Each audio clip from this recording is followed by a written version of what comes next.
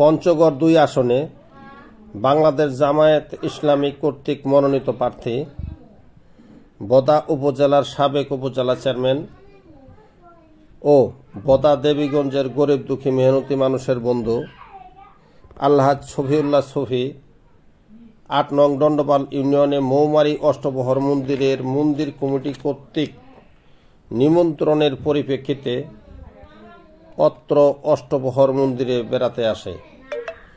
এ সময় সফর সঙ্গী হিসাবে উপস্থিত ছিলেন বাংলাদেশ জামায়াতে ইসলামী দেবীগঞ্জ উপজেলা শাখার যুগ্ম সাধারণ সম্পাদক লুৎফর রহমান, বাংলাদেশ জামায়াতে ইসলামী ৮ নং দণ্ডপাল ইউনিয়ন শাখার আমির ইব্রাহিম খলিল সহ ৮ নং দণ্ডপাল ইউনিয়ন শাখার জামাতের অন্যান্য নেতৃবৃন্দ ও অঙ্গ সংগঠনের নেতৃবৃন্দ।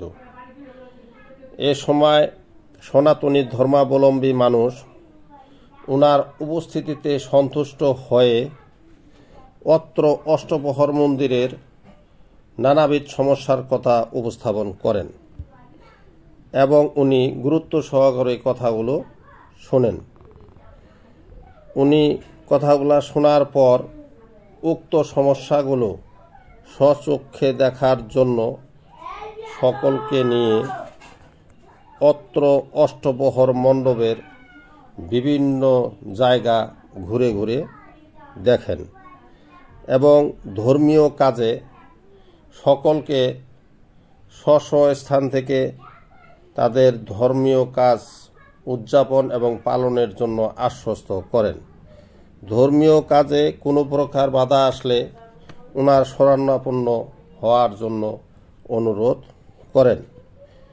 কারণ হিন্দু মুসলিম ভাই ভাই, আমরা এই উত্তরবঙ্গে সকল হিন্দু মুসলিম একত্রে সৌহার্দ্যপূর্ণ অবস্থানে জীবনকাল অতিবাহিত করে আসতেছি।